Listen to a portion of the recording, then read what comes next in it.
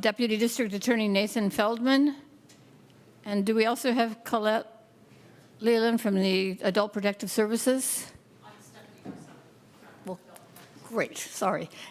Come on to the podium and...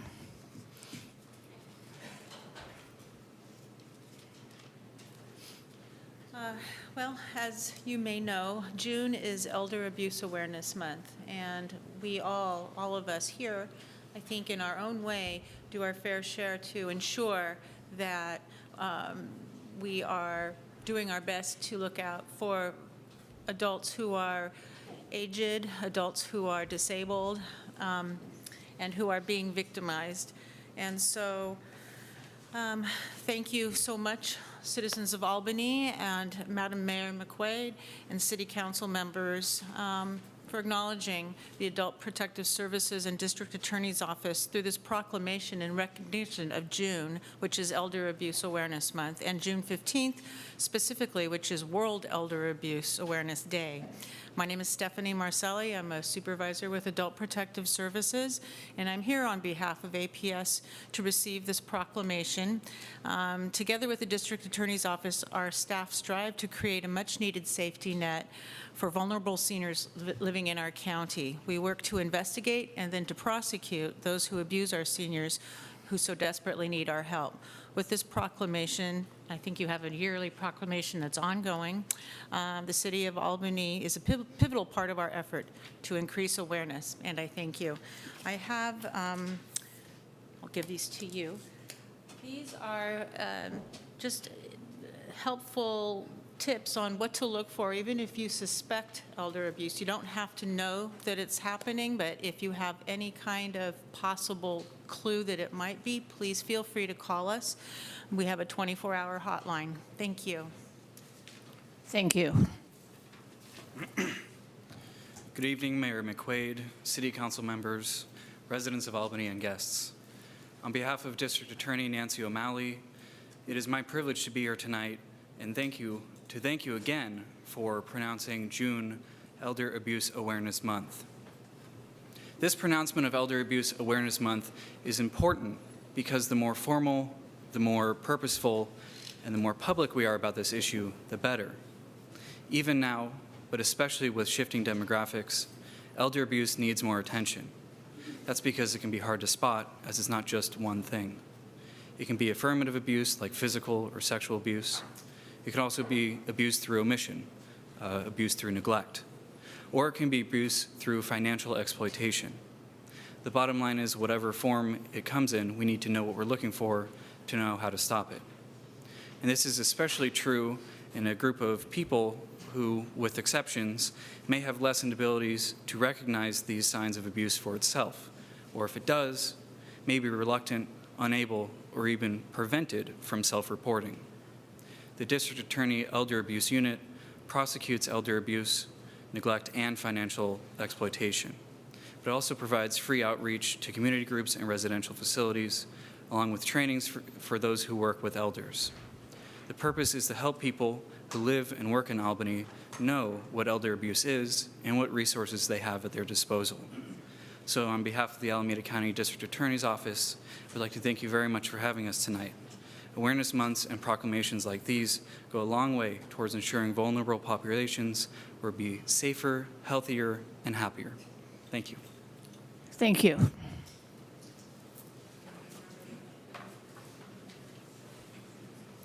And our second proclamation this evening is in honor of Pat Looney, who is retiring from the City of Albany. Pat, if you could meet me at the podium.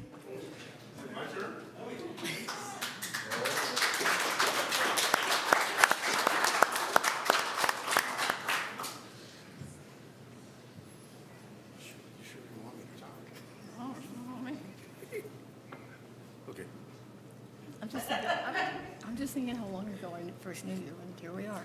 I know. I remember. Many, many, many years. Years ago. Years. Before I read this, I have to say that we were just talking about how long I've known Pat, and here we are. It's kind of startling to me. City of Albany proclamation in honor of Pat Looney upon his retirement from the City of Albany. Whereas, after 32 years with the city, Pat Looney has decided to retire from his position as Public Works maintenance worker.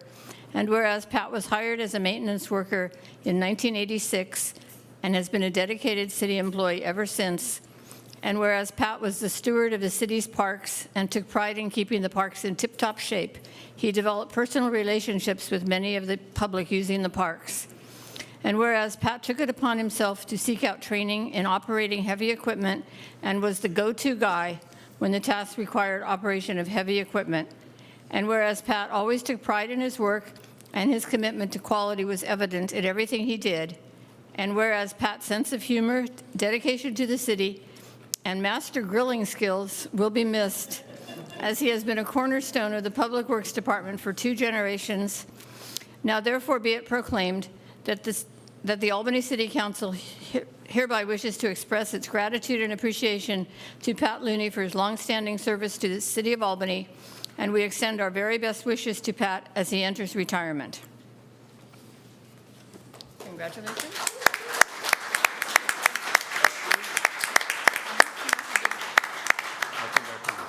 Do you want to say a few words? I think I was supposed to say something. Just be careful. I've been warned, but I just want to say thank you for letting me work here. I remember when Nicole started, and it was a pleasure working with you, and you deserve where you're at. And Peggy, I'm really going to miss your Christmas cookies. That was something to look forward to. Go, where's Peggy's cookies? And I've known you since probably the day I started, Probably. and it's been a pleasure. Thank you.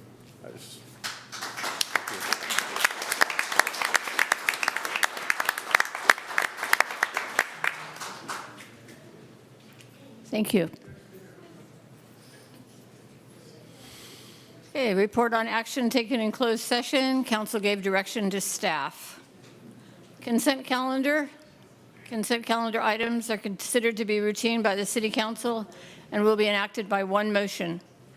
By approval of the consent calendar, the staff recommendations will be adopted unless otherwise modified by the City Council. There will be no separate discussion on these items unless a council member or a member of the audience wishes removal of the item from the consent calendar.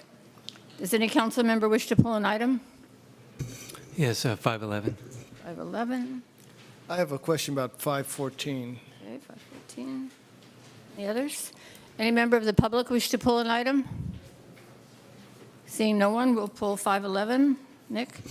Okay, so if staff could address this one. We received some correspondence about this. I haven't had time to research this fully, but I think one of the items that was a concern was the lack of the bulb out on the south side of Marin in the project plan. So could you speak to that? This is a grant application, so we haven't started the design of the improvements to the intersection at Marin and Masonic. What the grant proposal would be with council approval is both Marin and Masonic and Solano Masonic get new intersections and new traffic signals for those intersections. So we can look into the feasibility and engineering of a bulb out at that intersection, absolutely. Yeah, it would seem, I think one of the points that was made is that if there's going to be signalization, it would seem that the rearrangement of the curbs and, potential addition of bulb outs would affect the positioning of the new lighting. So, definitely a consideration of that would be appreciated. And as the design, if we were to get the grant and as the design evolves, that will all go through Traffic and Safety Commission and eventually come to council. So that would be transparent. Understood. That makes sense. Thank you. Thank you. And 514, you had a question? Yeah, Sorry. yeah, I had the question about 514. This is the application for paratransit funds. It mentions in the staff report that, so it mentions the staff report that we rely on taxis for people to get around who are in need. Has any thought been given to using Uber or Lyft or anything like that? And is that a possibility? You know, it actually has been adopted in our program plan for this upcoming year, and users are utilizing both Uber and Lyft. Yes, it is currently being used, and we plan to use it also in the future. Okay, thank you. All right, you're welcome. Thank you. So if there's no other questions, I'd move adoption of the consent calendar. Second. Councilmember Barnes? Yes. Councilmember Moss? Yes. Councilmember Pilch? Yes. Vice Mayor Nason? Yes. Mayor McQuaid? Yes, and the motion carries. Good of the city. Good of the city is the time for persons desiring to address the city council on an item that is not on the agenda. Please note that city policy limits each speaker to 3 minutes. The Brown Act limits the council's ability to take and/or discuss items that are not on the agenda. Therefore, such items are normally referred to staff for comment or to a future agenda. So how many do you have? 3. Okay. So if you've given a speaker card, please come up and speak. I have Brian Beal, Andrew Tang, and Lawrence, Okers. Hi, everyone. I'm Brian Beal, and I actually came to talk about my plans for after the City Council meeting, which is to take this envelope outside in the parking lot and drop it off. Just want to remind everyone there is an important election. It's not a presidential election. It's a primary, but there's an opportunity to select our governor. There's a number of ballot initiatives. I'm not going to tell you how to vote, but I just wanted to say, please vote. And last election here in Albany, I know there's some people that feel, what difference am I going to make? I'm just one person. Last year, the school board election in Albany was decided by just one vote. So your vote does matter. And actually, me personally, if I had voted different in that election, there would have been a different outcome. So please exercise your constitutional rights. And, look for your polling place, or you can go, if you're registered to vote by mail, you can drop off your envelope here in the parking lot. Thank you. Thank you.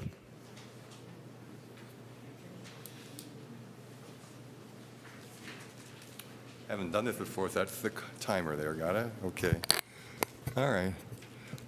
Good evening, Albany City Council members. My name is Andrew Tang. My wife and I are 23-year residents and voters in the city of Albany. My wife, Pat Lowe, is a former school board member, a two-term school board member, and she would have liked to have been here today, but apologizes she couldn't make it because of work responsibilities.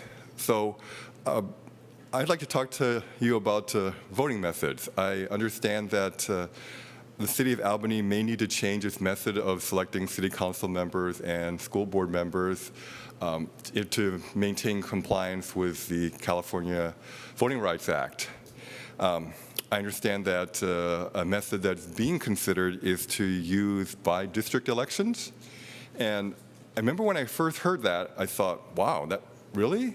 Albany city was, I think it's, every election is about 5,000 voters, so each district would have 1,000 voters. As I said, wow, would that work? If you had 1,000 voters, you'd have to find at least one person to run at all, which sounds possibly challenging. But to have a contested election, you'd have to have at least 2 out of 1,000. So my neighbor, Preston Jordan, you may all know him, told me that he did an analysis of districts that also had 1,000 to 2,000 voters apiece, looked at city council elections and school board elections, and found that 1/3 of city council elections were uncontested and 2/3 of school board elections were uncontested. And I was, wow, that jives with what I would have thought, but he's got confirmation in the numbers, and that worries me a great deal. I mean, let me say that again, right? 1/3 of city council elections are uncontested, and 2/3 of school board elections would be uncontested. that doesn't sound like a democracy to me. It sounds like I'm just being told who my school board member is 2 out of 3 times. So I'm a little worried. So ranked choice voting seems to me to be a way to address this problem. I understand there's some concerns with it. The first is there's a concern that it might not meet the requirements of the California Voting Rights Act. And my understanding is that, let's see, what is it? It's AB 350 that was passed in the year 2016 does deal with the liability risk. It gives, I think, the city 90 plus 45 days to change to a by-district election if someone files a paper that says, I'm going to sue the city because you used ranked choice, right? And the other is that it's confusing. And I admit it is a little confusing, but I got to say, I'd rather have a somewhat confusing election than not to have one. So my request is if the council would be willing to put ranked choice voting on a future agenda on city council meeting. Thank you. Thank you.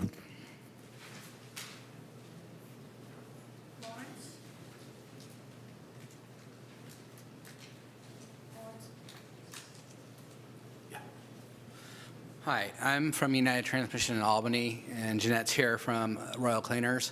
Regarding the bike lane that you guys are proposing for the 800 block of San Pablo, I mean, we've been around for over 40 years. She's been around for over 30 years. There's only 56 feet, 1 inch of sidewalk. I measured it between the gas station and us that I'd like to see if we cohabitate the sidewalk for the bicycles and for the pedestrians, because the rest of it's all driveways. I'd like to consider, like I said, we're not against the bikes, but we'd like to see if we could not lose the parking. We have big tow trucks unloading cars. If we had to block the first lane, it could be blocking lanes up to an hour. If we have a broken down rig or it's really difficult to get off the tow truck or unloading trucks. Jeanette has to help her customers, the seniors that come up. They pull into the green zone, and she goes out to the car and unloads their clothes. And without them having that, they can't really walk up to the business and bring the clothes to her. She helps out, like I said, a lot of the older people. I hope you guys consider it. Hopefully I talked to Justin and Jeff about this. Hopefully everyone's been listening about it. Like I say, we're trying to do both. We're not against it, but I like to see if we can work things together and make it go, because Dave already submitted the plan to Caltrans, and we'd like to try to just change the plans a little bit because we were never considered in the conversation of doing the plans. That's it. Thank you. Thank you. Are there any other speakers for this part?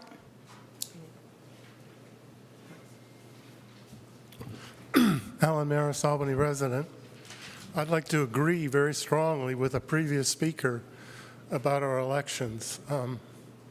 I've been both an elected city council person and an appointed city council member, and it feels much better, much stronger if you're elected than if you're appointed.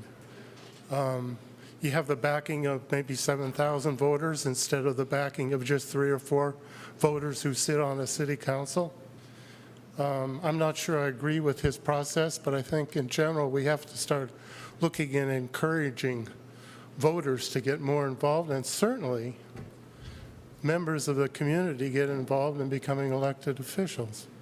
I think you do, you're fantastic people who sit on the city council and are willing to serve the community. You have to make very difficult decisions. I think people shy away from that, but if you're a very strong community member, it actually feels pretty good to provide that service, I think. And related to that, I've had the pleasure of enjoying the mini park on, the new mini park on Solano. It's a beautiful piece of artwork. I think we could consider it as public art. It's beautiful work. And I think what it does is illustrate how businesses and transit services and the city can work together to provide something that's really good for the community. So thank you. Thank you. Are there any other speakers?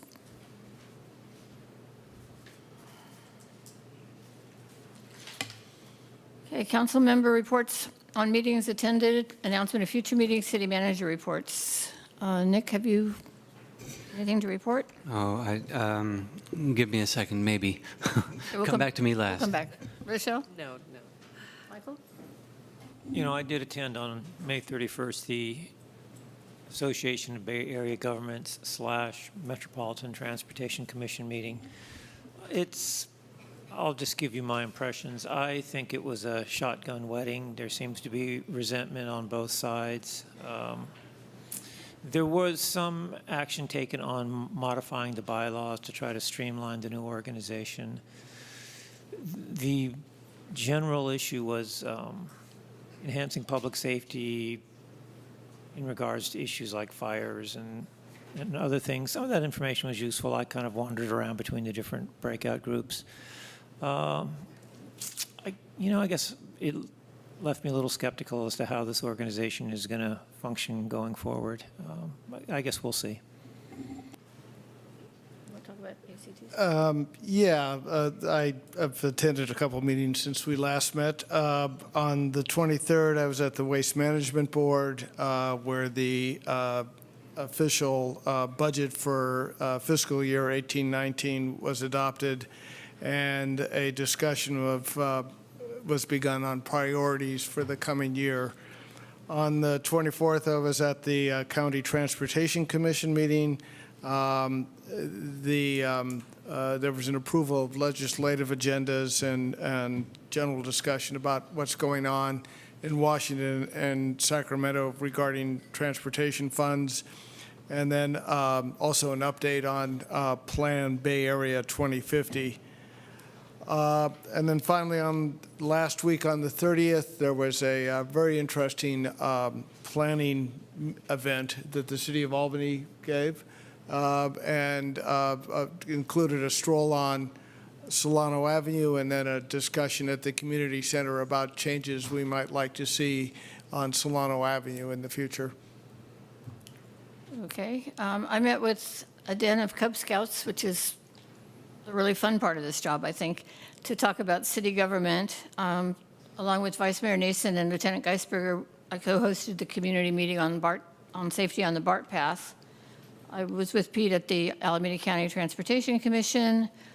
Councilmember Barnes and I went to the League of California Cities East Bay Division meeting. I attended a regional meeting of Not in Our Town, where we'll be working on some of their programs regionally. Did the Solano Avenue Complete Streets. Vice Mayor Nason and I attended the opening of the new urgent care clinic, which is a combination or collaboration of John Muir Hospital along with UCSF. And then on Saturday, I did the Solano Avenue Association Art Walk.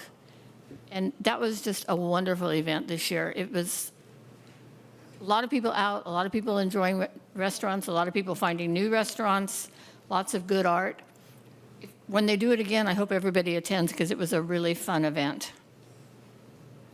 Oh, I was also at the Albany Greenway Safety meeting, and thank you, too, for hosting that.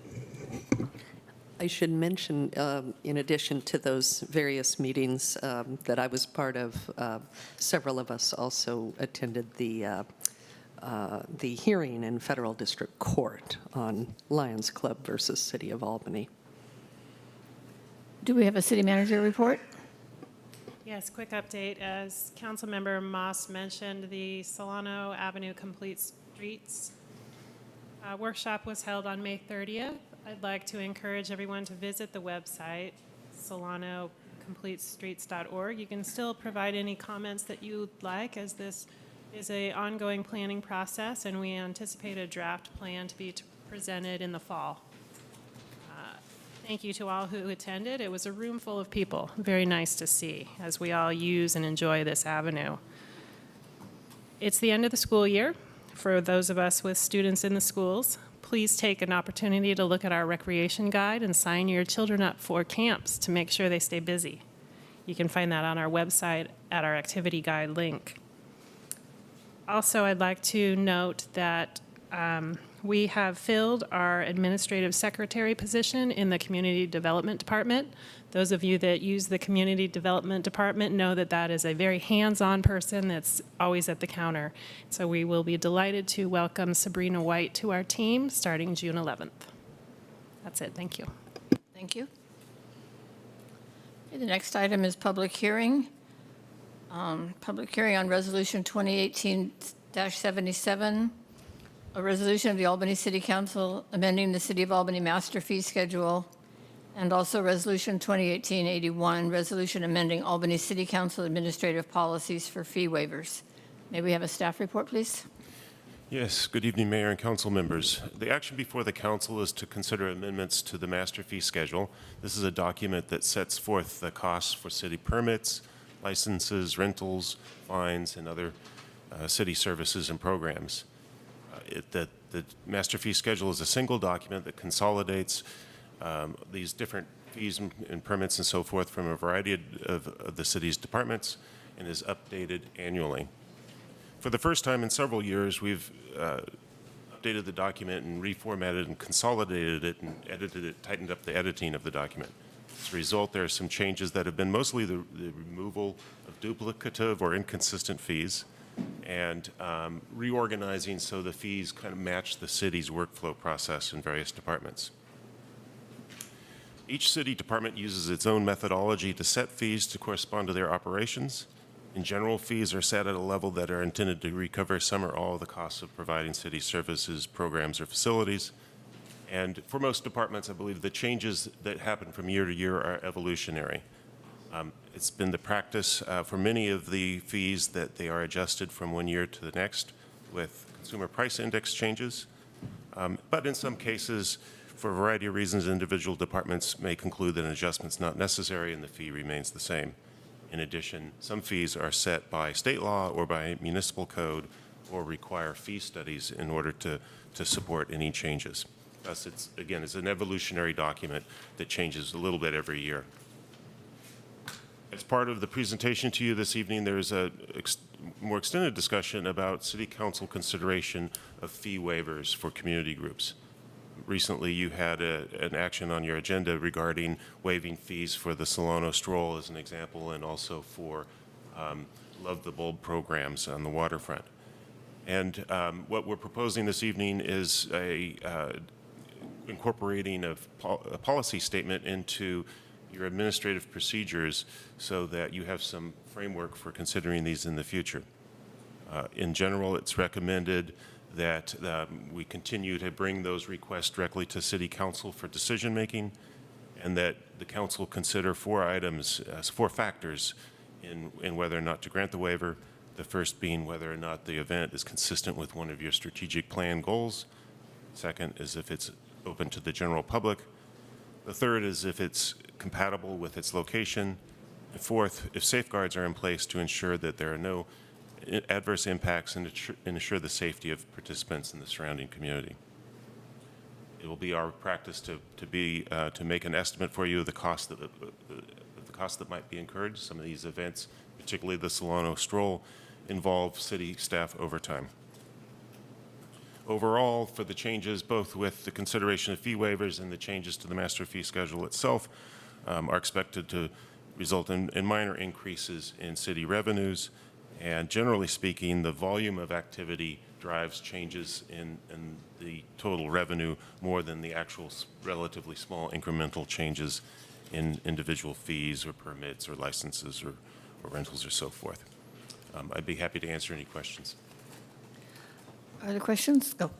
I'm a little confused about the relationship between the two paragraphs, the existing one about waiver of fees under $1,000, and then the additional, the ones that come to City Council. The staff discretionary waivers of fees of $1,000 and under, I guess, those never come to the council. That's right. Those are if there was a, say, a minor code enforcement fee, we sometimes use that as as a tool to encourage collaboration with someone that we're working with. We wouldn't make a decision. It has not been our practice to use that section of administrative policy to reduce fees for a community group by $1,000. It's more kind of the discretion of whether a permit or fee is applicable in a particular case, I guess would be the way to say it.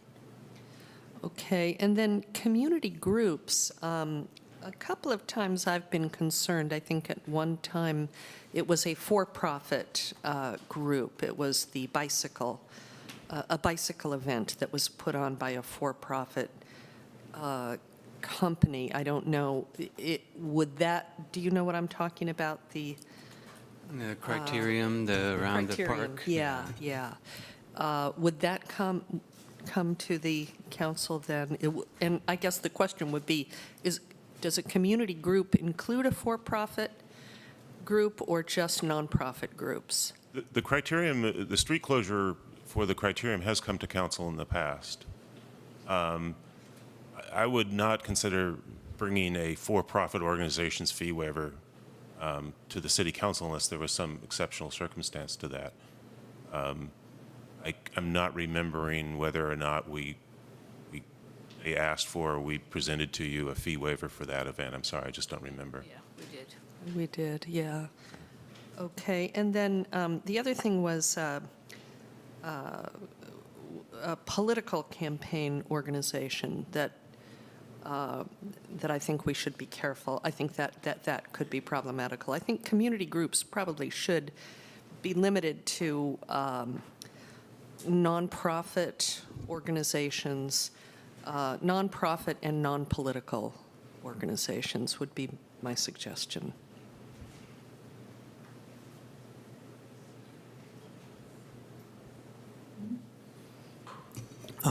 Yeah, so the one question I had is, does the staff only bring waivers to the city council when the organizing body requests it, or also when the staff thinks it might be to the city's advantage to do so? I can't recall a situation where we've offered it as a possibility. Many people ask for fee waivers for all sorts of reasons. Okay. And we generally tend to discourage that. Okay. But the ones that we think the council might feel like it would be something you would grant, then we do bring those to you. I see. Okay, thank you. Other questions? I recall there was a discussion about the Solano Avenue Association, whether there's a fee waiver for the stroll. I talked to the head of that association today, and the information I got is that there's a $200 fee, which they do pay. Is that part of some other fee waived? I'm just trying to clarify a point. I don't recall. It's not our intent, at least this year, to charge that. The city council's action at a recent meeting was to waive fees, and so that would include waiving that $200 fee. If they paid for something in the past, I wasn't aware of that, but that may not have been clear between the council's decision and the people at our front counter may not have been aware of the council's waiver. We can double check. I'll follow up. So just to clarify, using that example, staff brought that request to us because they thought that we, not necessarily because staff thought it was a good idea to do so, but because you thought the council might have some direction as to whether or not we should do that. Would that be fair? That's been the council's historic practice to waive those fees for the stroll. Okay, thank you. I was curious, you said you're often asked for fee waivers. Are other things asked for? I presume that in, say, something like the Solano Stroll, there's requirements for insurance or some safety requirements. Have people asked for those also, and have they ever been granted? At the staff level, we're working through, and the Solano Stroll is a good example of a situation where they're evolving over time with more stringent requirements as circumstances dictate and as best practices of other communities. I can't think off the top of my head of an example where we have waived conditions that we might put on a permit for an event. We're always happy to sit down and problem solve if we're asking for something that doesn't work for somebody, but our requirements are not that out of the ordinary, so that shouldn't be the problem. It's more people who, even it can be for-profit businesses that are new to town and we're really excited about them coming in, we're helping them and encouraging them, and they'll say, well, gee, it would really be great if the city would waive my fees. And that's an example of something where we want to encourage them, but we haven't been waiving their fees. Okay. I'm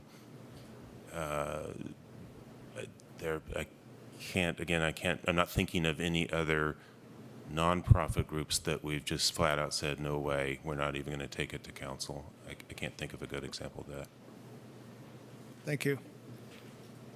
So to go back to the master fee schedule for a minute, on page 28, for the recreation department, I understand the fee is for 4 hours, but I don't think it's really clear on the schedule. So if you could just put a little,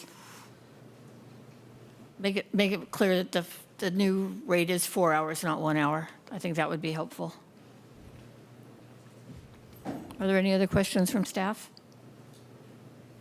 Seeing none, I'll ask for, is there any public comment on this item? Okay, seeing none, I'll bring it back to council for final questions, or final comments, sorry. Anybody? Can you clarify on page 28 what your concern was again? I've got it, got page 28 here up. If you look, one of them says per hour, and then if you look at the proposed, I think it's 1819, it just has a flat fee.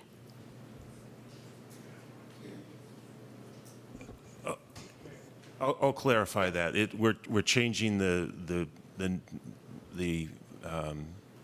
basis of the fee from hourly to 4-hour blocks, and I think in that conversion, the labeling in the first column is based on the previous year's practice, Right. not the future year's practice. So I appreciate that observation. We'll clarify that so that when we print this out as an approved document, it's clear that it's for 4 hours. Right. Great, thank you. Okay, I just have one comment that I would like us, in the fullness of time, over time, to really think a little bit more about the fee schedule and how they're set and how they're raised. Some of them were raised for like 25 cents, which I'm not sure is worth the time to figure it out. I don't know. And I would like all the fees to be rounded to a dollar amount, so it's like $5, not $5.32. So over time, if we could do that, I think that would be a good thing. Okay, can I get a motion to adopt both of these resolutions if we're ready? Could I had a comment, and Okay, I'm so sorry. did you. Go ahead. No. Just that in terms of the, by the way, are we voting on one thing or two? Well, we have two. resolutions. We have two resolutions. Okay, so the We resolution can is do them the separately or together fee as, schedule. Okay, if we're doing just the fee schedule, we can do that and move on to the policies, because that's what I had the comment on. Yeah. okay, well, why don't you go ahead and make your comment, and then we'll break it Okay, up. the comment is just that I think that what would be helpful also from staff, I appreciate I think the financial report will be very helpful to us in making our decision, but also what will be helpful is a reasoning why we might want to grant a fee waiver. For example, taking the Solano Stroll again, I did not know it was the council's, and maybe I should have known, but I did not know it was the council's yearly practice to waive those fees, and that we had been doing it for some time, I guess. And if staff thinks that there is any reason that we should consider that, because, for example, this event benefits the city a great deal, so therefore we consider it, that staff also give us any and all background information as to why we might want to consider the fee waiver and might not want to consider the fee waiver. Does that make sense? Sure, I think that I would advise that we would speak to the 1, 2, 3, 4 principles in the proposed policy. And so that type of discussion would probably fall under item number 1, that it advances the Express City Council strategic plan priorities. Otherwise, it would put staff in a uncomfortable situation in terms of providing impartial information to the council. That makes sense, but perhaps the addition of the historical record would be maybe a 5th item to add there as to whether or not we've done this in the past. It could be very helpful information, especially to newer council members. Okay. That's my comment. Rochelle? Yeah, I'd like to suggest an amendment along the lines of my comment that local community groups be amended to say local community benefit groups that are not-for-profit and non-political in nature.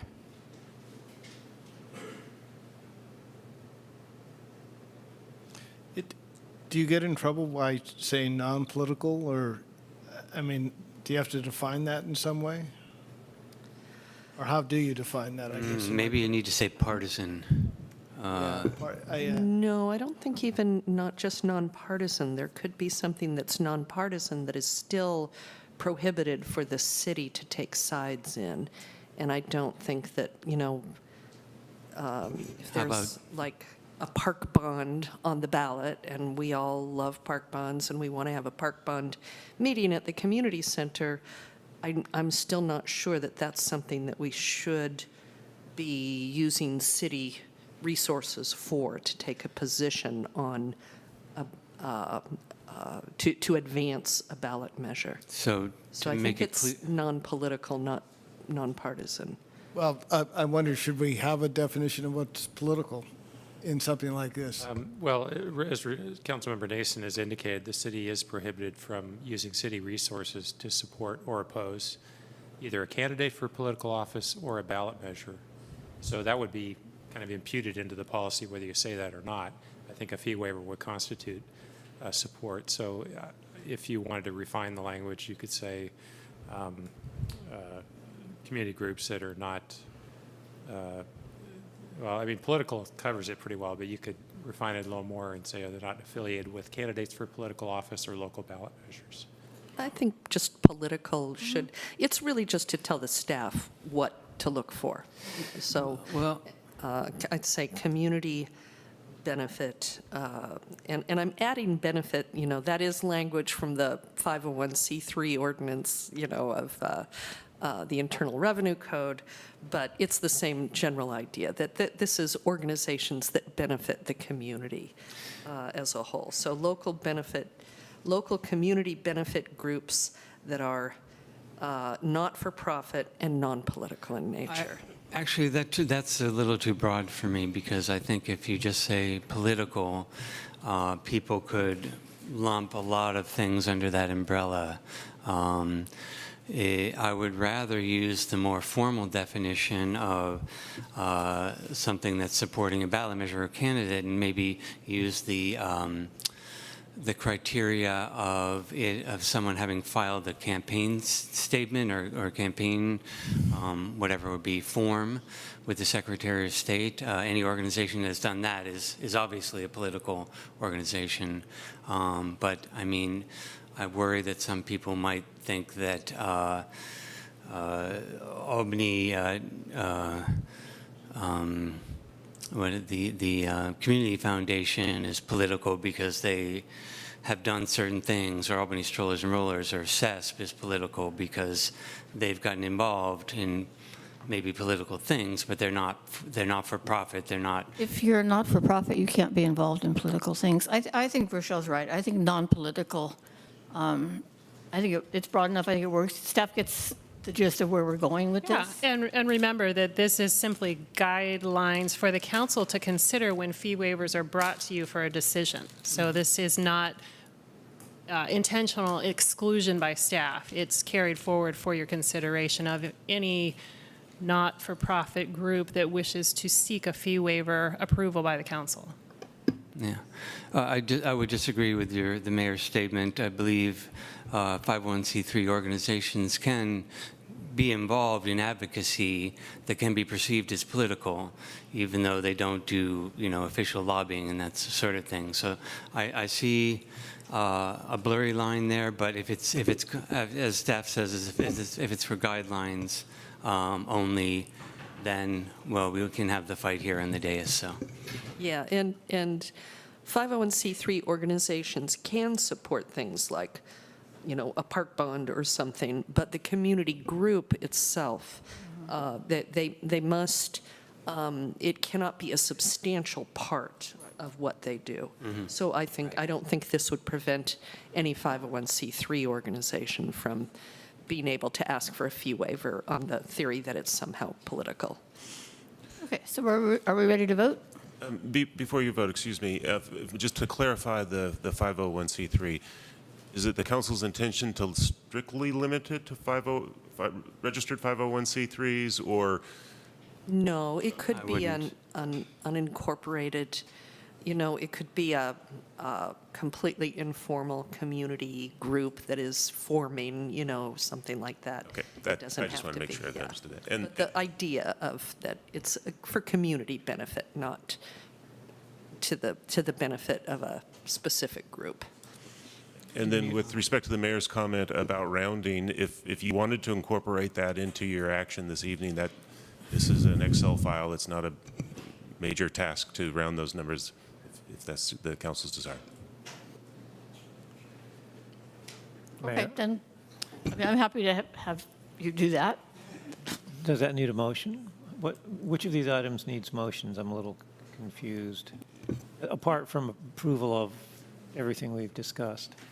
I think it's probably best to take two different votes. There are two different resolutions. The first with respect to the master fee schedule, amending the master fee schedule, and you can incorporate any changes you wanted, including asking that the fee amounts be rounded to the nearest dollar.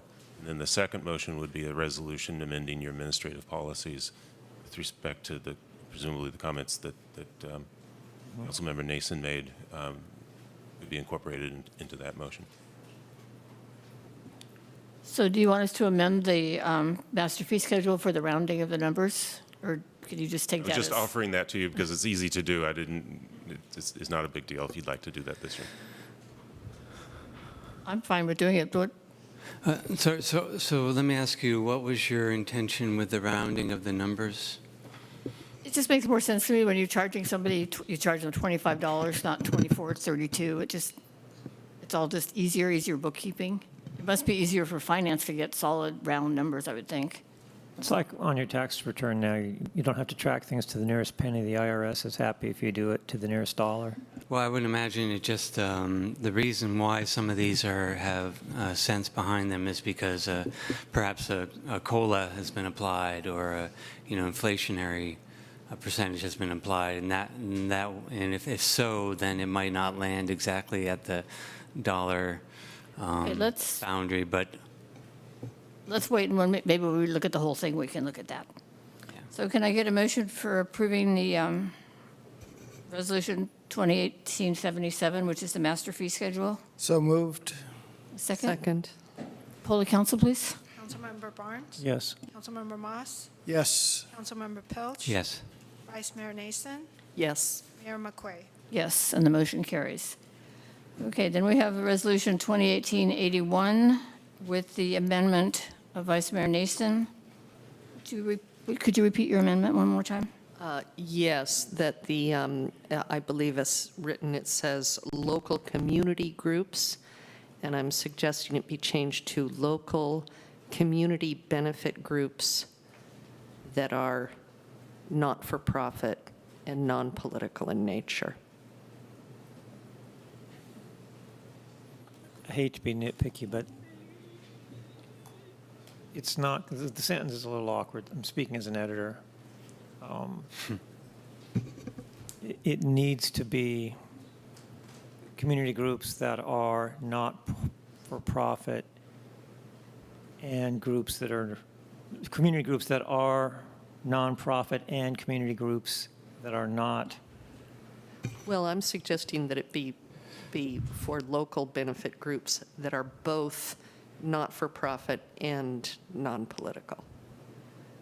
They have to meet both criteria. And so actually, my point, was asking to be an amendment as well, to be clear, that we add a fifth item under the new language to say the history of fee waivers for this event, for this organization, something like that, be part of the consideration. If the council is okay with that. Sure. Okay. Okay, so can I get a motion to approve Resolution 2018-81? So moved. Second with those, considering the amendments, yes. Amendments, yes. Councilmember Barnes? Yes. Councilmember Moss? Yes. Councilmember Pilch? Yes. Vice Mayor Nason? Yes. Mayor McQuaid? Yes, so the motion carries. Okay, that brings us to ordinance number 2018-02, Grant Review Program, second reading, passed to print. I will recuse myself from this item, and I'll call me when you get done. Okay. May we have a staff report, please? Yes. Good evening, Madam Mayor, council members. The action before the council is the second reading of ordinance number 2018-02 to establish a rent review program. There hasn't been many changes done since you last reviewed the ordinance. We've added a whereas clause to add the study session on May 7th, moved an item from one section to the other, and also made a few technical revisions. So this is the second reading, so there's, and I'm happy to answer any questions. Are there any questions from council? Okay, we'll open it to public comment. Could I see a show of hands, please, of how many wish to speak? What am I seeing? Very few. Okay, how many, Ann, how many speaker cards do you have? I believe 4. Okay, you want to call them up by name? Brian Beal, E. Jacobson, Daniel Winkle, and Francesco. Good evening. So I'm here to speak in favor of having a rent review program.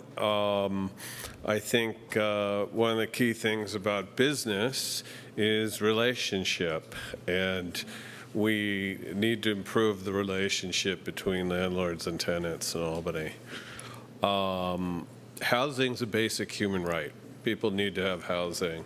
I certainly respect that landlords want to protect their right to earn an income and to help in their retirement. I certainly did very well myself in that area.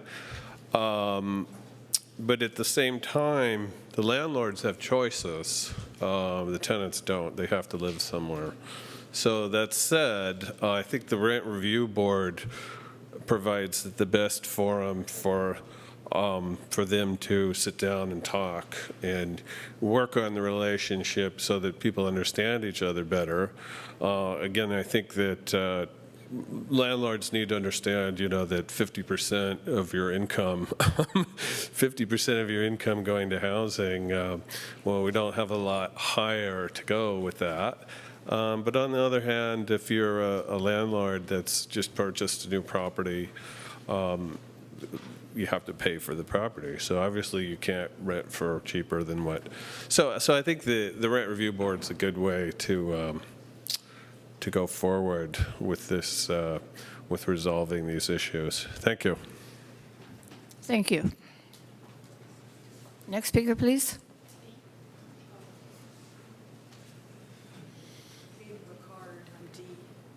Oh, right. My name is Dee Jacobson, and I've been a resident and property owner in Albany since 1985.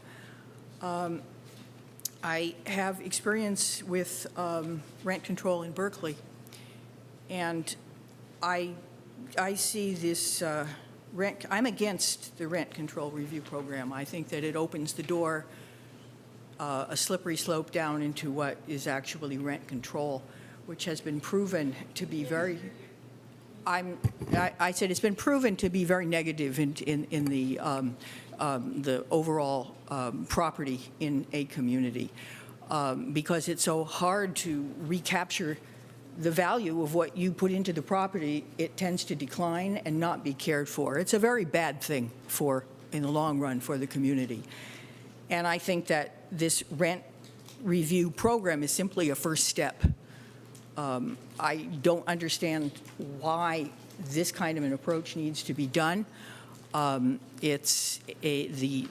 landlord has a property, it's a business, and wants to be able to maintain that. And the bureaucracy that's going to be created, I don't think it opens dialogue. I think that it's a step actually to a very adversarial and very negative situation. Albany doesn't have parking meters. It's wonderful. It makes a real difference as you drive up the avenue between Berkeley and Albany.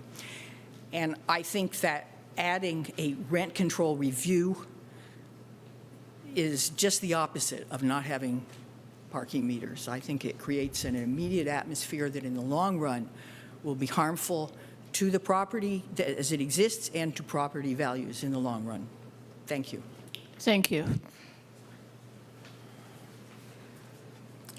Good evening, everyone. My name's Dan Winkler. I'm a real estate broker. I've been practicing real estate for 30 years. I have managed properties in 3 rent-controlled cities, Oakland, Berkeley, and Richmond. I have to tell you that I'm also concerned about a slippery slope that gets you into a rent-controlled situation. I don't know that it's effective in creating more affordable housing. I think the only way you can get more housing and reduce the rent rates is to create supply. You have to build more. You have to allow more construction. You have to increase densities.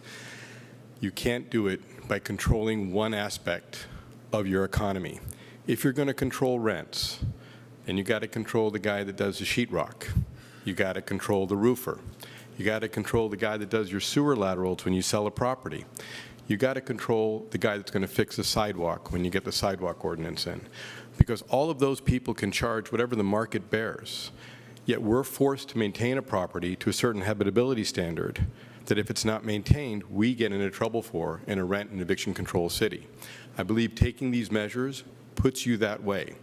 I can point to no other city than San Francisco, with their philosophies and ideals over the last 50 years, has created the most expensive rental housing market in America and some of the highest median sales prices in the country.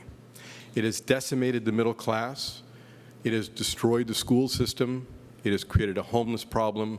There is no housing for teachers, policemen, or firemen in San Francisco.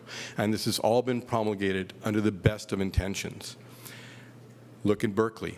They're on the same path. It's gotten very expensive. The median price in Berkeley last year was $1,390,000. That's a lot of money for a house. You create two-class societies that you start to regulate. Either you got to regulate everything, or you got to let the markets function, and you got to build to create housing so that you can create supply that will dissipate the rents. Everybody wants to live here. When that happens and you have a competition for things, it creates increases. Okay, the only way, lastly, you made a key component I think is really important is a means test. Subsidized housing by the federal government, the state government, and local cities is qualified under area median income. A tenant has to make only so much money to get that subsidized housing unit. The same thing should apply to landlords. If you're going to implement this type of controls, it shouldn't be to protect someone who makes $200,000 a year. The idea is to protect low-income people, provide the housing for low-income people, and make sure that you means test your rentals. Thank you very much for your time. Have a nice evening. Thank you.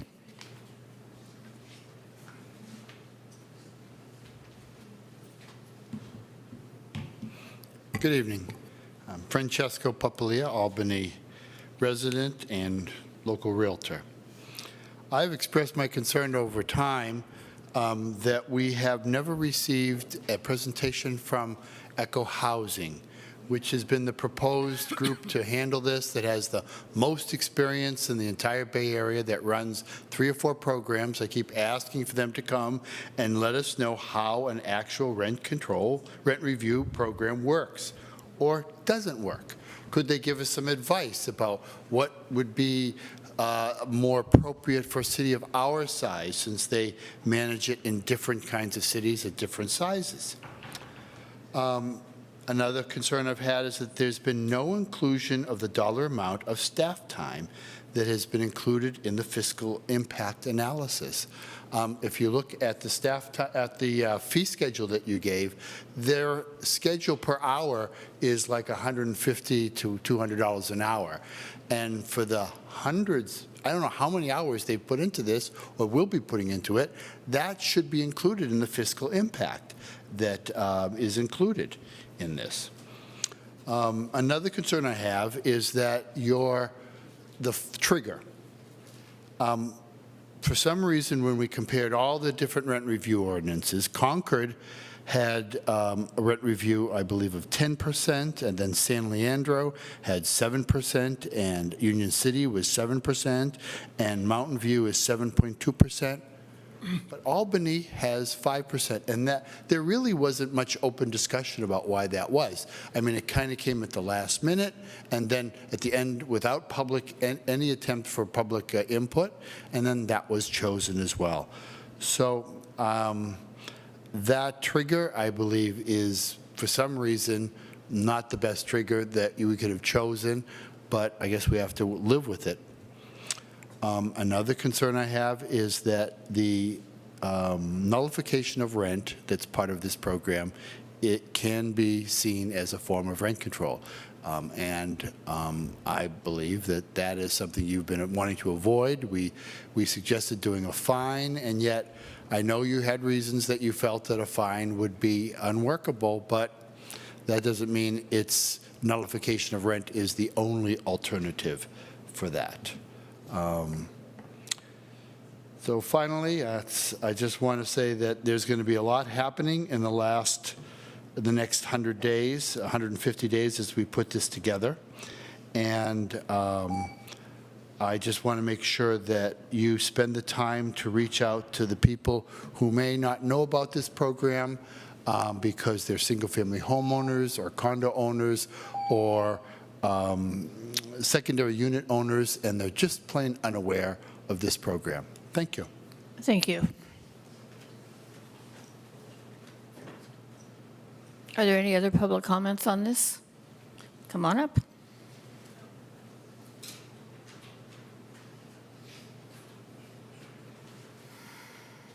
I didn't put in a speaker card, but my name is Elaine Stelton. I would like to acknowledge how generous you have been with your time. I'm grateful to you for not rubber stamping the Union City rent ordinance in its entirety. I do appreciate some of the changes you've made, and I do believe that you do have the best intentions.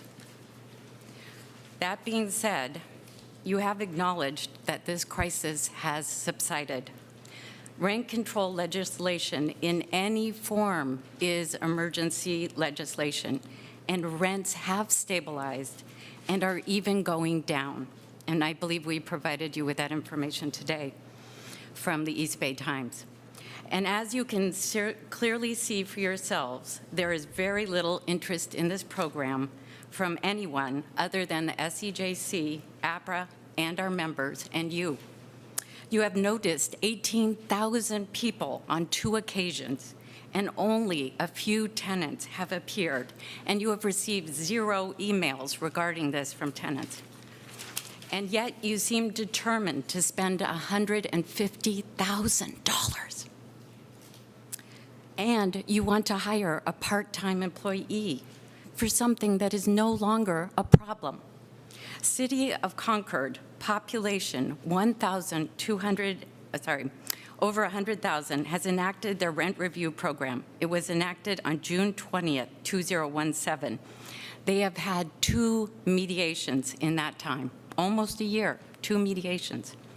Please reconsider enacting this ordinance and instead put the money toward helping the city's needy. Thank you very much. Thank you. Are there any other speakers?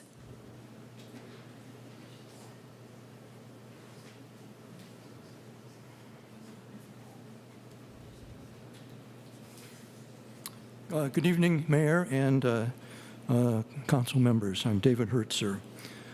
The estimated cost of the rent program is about $150,000 a year, as staff indicated a couple meetings ago. This seems way out of proportion to the benefits achieved by a few tenants. Staff estimates that there will be 10 to 15 mediation a year. This means the cost will be $10,000 to $15,000 per mediation. The program may not be cost effective, and the city may be better off spending that $150,000 on relief to tenants with financial hardship. It appears from what I read in my conversations with fellow landlords that the rental crisis in Albany is over. There are now a lot of vacancies. The article in the East Bay Times dated June 1, 2018, which was sent to you this morning, indicates that rents have stabilized in the Bay Area, and in some Bay Area cities, rents are going down. When supply equals or demand or exceeds demand, rents go down. The city should press forward with plans to increase affordable housing, and that is the ultimate solution to the rent problem. Thank you. Thank you. Any final comments from the public? Okay. Bring it back to council for final comments. Michael, anything to say? Pete? Okay, I'll try to opine here for a second. I've said a number of these things over and over again. I absolutely agree that the city needs to figure out a way to build more housing. I've said that from day one when I was on council. And whatever we can do in terms of making space available or making the fee system less onerous, whatever, I think it's the city should be doing that. That said, it's a slow process, and anyone that's been involved with that knows how long that can take. This was, I think, envisioned originally as a way of trying to stabilize some of the housing that we had. And to my mind, it's a very small step towards in that direction. It will be a bit more onerous for landlords and property owners who have to deal with this, but I think it can be something that you can initiate and eventually actually come to appreciate, in the sense that it will add a degree of stability to the whole rental system. We don't know how many people are going to use this. There's many things we don't know now that we're about to initiate this, but we'll know more in a year, and no more in a couple of years. And to my mind, it's quite possible we will kind of jigger something here or change something there as we go on, trying to make this better suited to Albany needs. But we have to start somewhere. And I think this is not a bad place to start. It's not rent control, and I'm hearing tonight that I think there's some acceptance by a number of property owners out here that this is not rent control. This is just trying to set up a process by which landlords and tenants can come together and discuss the issues about rent raises. So I'm happy to support it. Michelle? Same. Yeah, I think we've all worked hard, and I appreciate, again, everybody's efforts that have come multiple times to talk about this, and I think it's time to move this forward. And I know everybody's not thrilled with it, actually on both sides. There's, not everyone's not totally happy, But I hope that we can all work together to make this program work, and that, we just, as Pete says, we can adjust it a little bit as we go along. Can I get a motion, please? I would move ordinance number 2018-02, rent review program. Second. Poll the council, please. Councilmember Barnes? Yes. Councilmember Moss? Yes.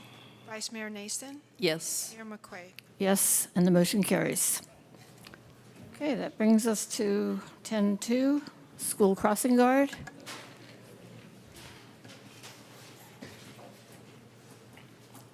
Isabel, can you see if you can find Nick?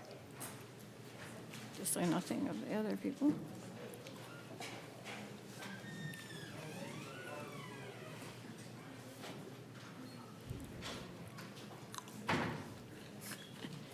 Yet again.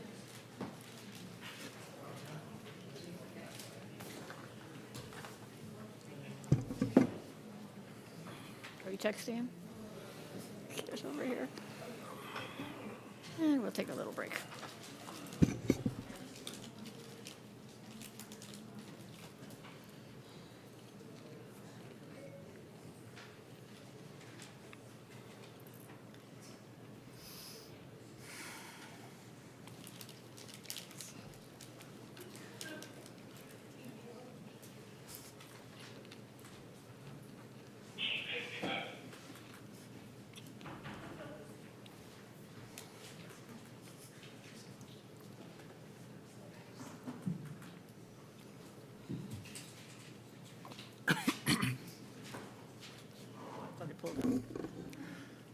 Good evening, Madam Mayor and members of the council. At the May 21st City Council meeting, staff provided a crossing program status update to the council, in which staff recommended the council allocate $82,000 to maintain our 6 current crossing guard positions through the end of fiscal year 18-19. The council requested staff obtain information about alternative crossing guard program models and analysis for further consideration, including an updated cost estimate for the possibility of providing our existing crossing guard services through the use of a private contractor. The staff report before council tonight provides a cost proposal for possibly contracting out the crossing guard program. The staff recommendation is that the council authorize the city manager to engage in discussions and negotiate as appropriate with all city management services to provide crossing guard services for the 2018-19 school year, and provide direction to staff regarding the preferred funding allocation for the crossing guard services program to be incorporated into the fiscal year 18-19 budget, including consideration of funding a portion of the program costs with proceeds from the sugar sweetened beverage tax. On May 21st, 2018, the council considered whether part of the school crossing guard program should be funded with proceeds from the sugar sweetened beverage tax or another funding source to help cover the loss in funding that the crossing guard program has experienced over the last year. Previously, council had reviewed an expenditure plan for year 1 of the sugar sweetened beverage tax and directed staff to incorporate that expenditure plan into the upcoming budget update that will be presented to the council in June 2018. The current expenditure plan is proposed at $200,000 and includes a combination of one-time costs associated with the installation of water bottle filling stations at city facilities and parks, as well as educational and physical activity programs to encourage healthy lifestyle habits. An updated sugar sweetened beverage tax revenue report indicates the current total revenue is $290,885. During the May 21st City Council meeting, Council also requested staff obtain an updated cost estimate for the possibility of outsourcing the crossing guard program.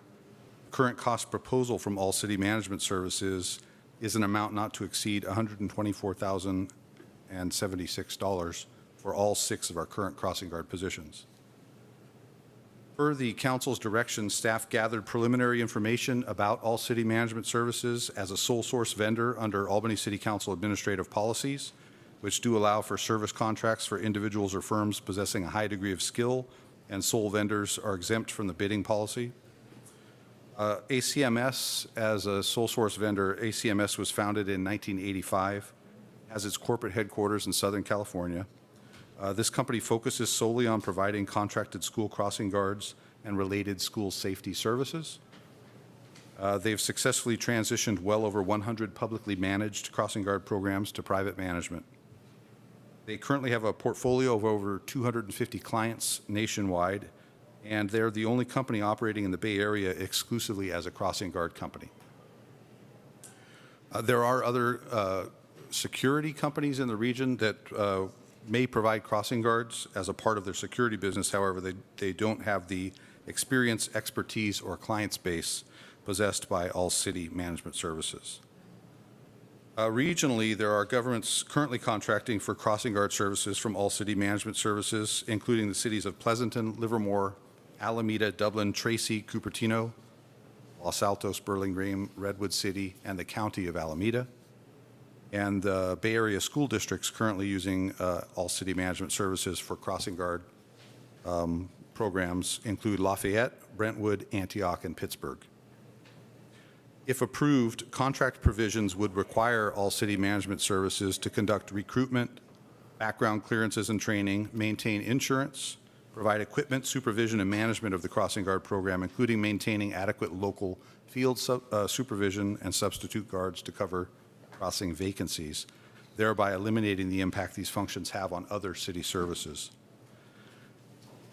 There's been a concern expressed about what happens to our current crossing guard staff. Current crossing guards that meet All City Management Services hiring guidelines typically undergo orientation and training and are offered employment by All City.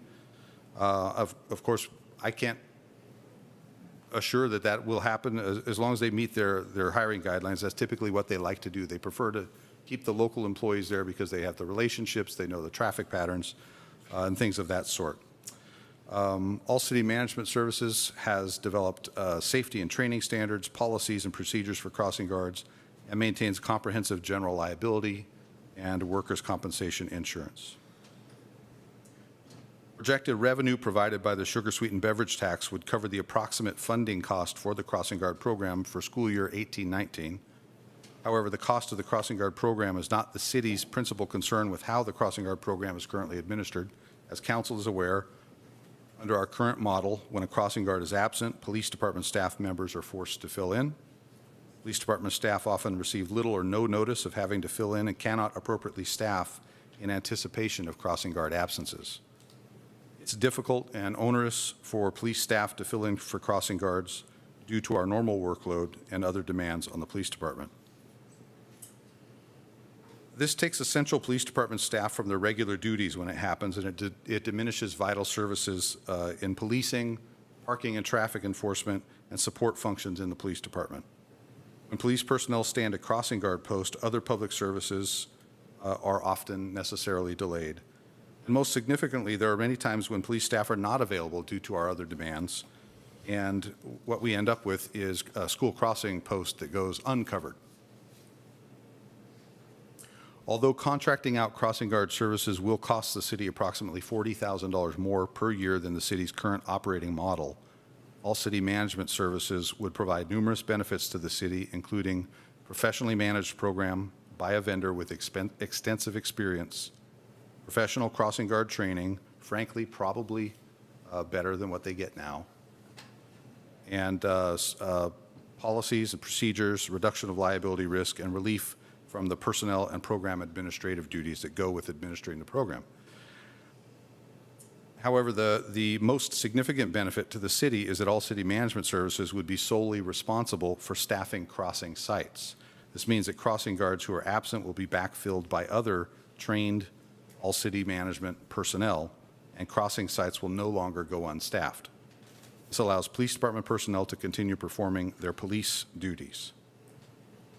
For Section 23.1 of the current Memorandum of Understanding, on Tuesday, May 29, 2018, the city notified the SEIU of the city's proposal to contract out crossing guard duties. The fiscal impact of this proposal, the salary and benefit costs to maintain 6 current crossing guard positions through the end of fiscal year 18-19, if staffed by city employees, is approximately $82,000, but does not include other administrative overhead costs for insurance, program administration and daily supervision, and a number of other administrative functions.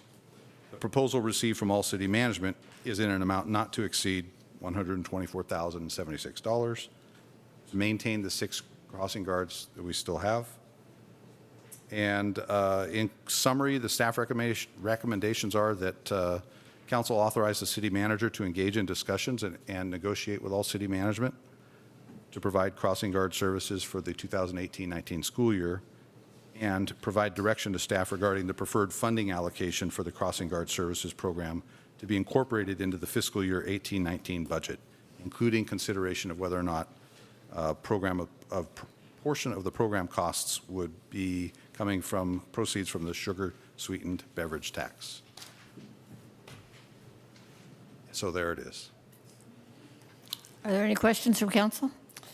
Yes. I'm wondering if you could even very roughly snowball what the expense of the program as currently administered would be if you counted the indirect costs, which would include your time with planning and oversight, recruitment and hiring of employees as they cycle in and out, administration, share of overhead, time of officers who go out and back up the crossing guards.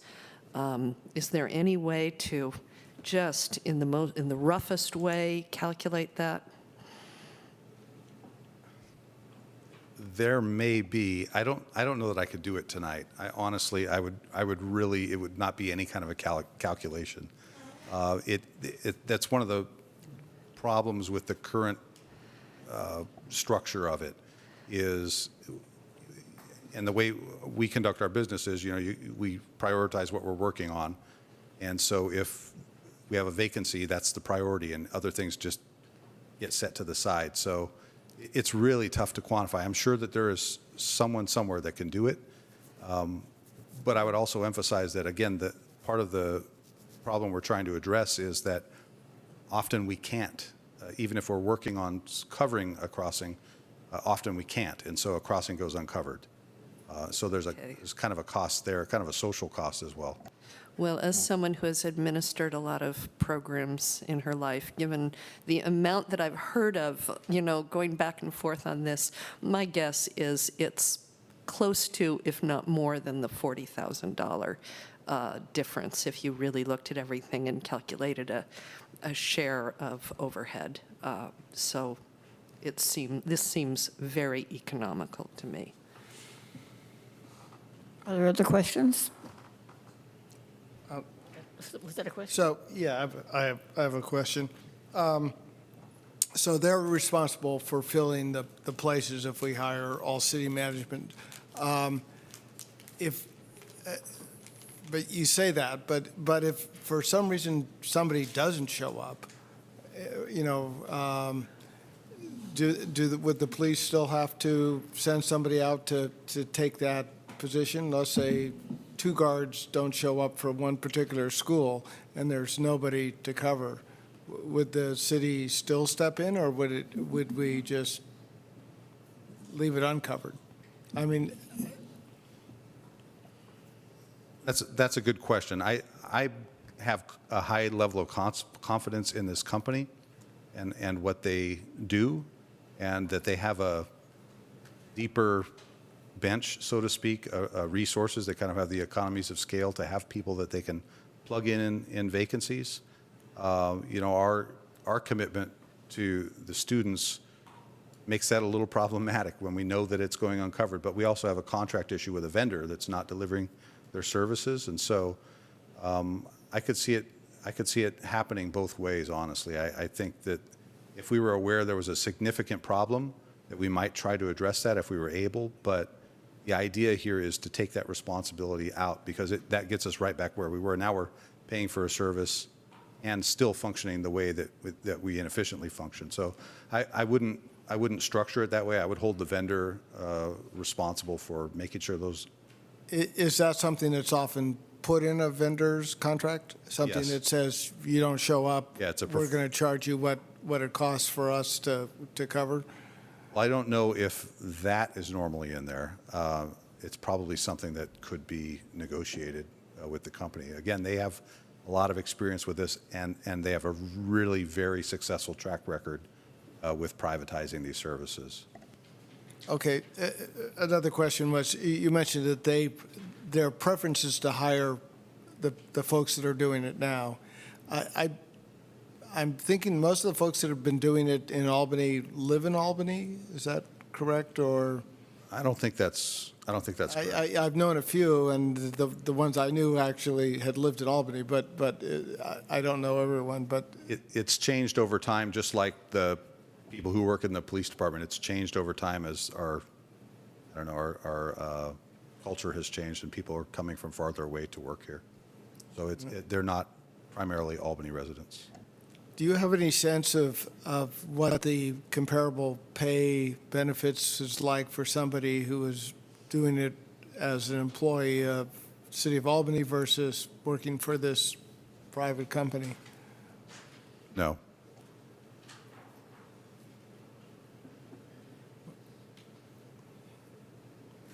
Are there any other questions? Okay, we'll open it up to the public. Just have one. Okay. Hi, I'm Brian Beal, and I wanted to talk about the second aspect of this, using the revenue from the soda tax or sugary beverage tax. And if we think back on it to why we made this soda tax, a lot of it was symbolic. We wanted to show support for other cities. We wanted to show leadership. But it really, for me, it really comes down to our kids, and we want them to have healthy lives. And so we have this need now.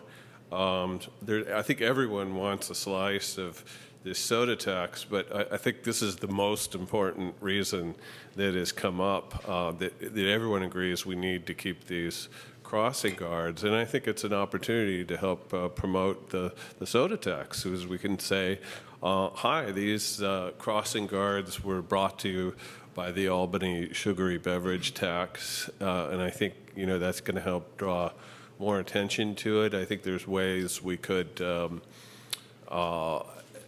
employ the crossing guards to help maybe give pamphlets or something to help educate the kids about this. So I wouldn't advocate using all of the money for this, but I think this is a good, at least for the first year, it would be a good way to draw attention to it. So thank you.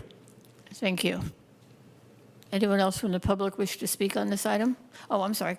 Come on. I am Kathy Deal. I'm the chair of the Social and Economic Justice Commission, and Margie Marks and I have been working on the soda tax for probably 2 or 3 years, maybe about a year and a half or so. And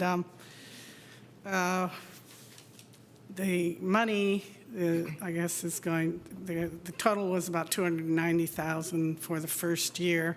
But part of the thought behind the soda tax is that we would encourage a decrease in the consumption of soda, which means our revenue would actually be diminished over the years.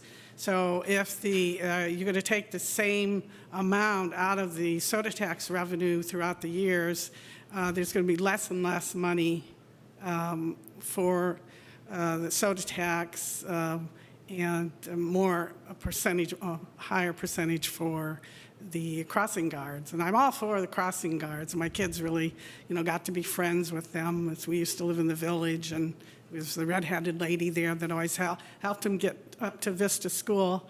That you really need to take a longer-term picture look at this, what's going to happen over the years, instead of like just this initial snapshot that you're looking at now.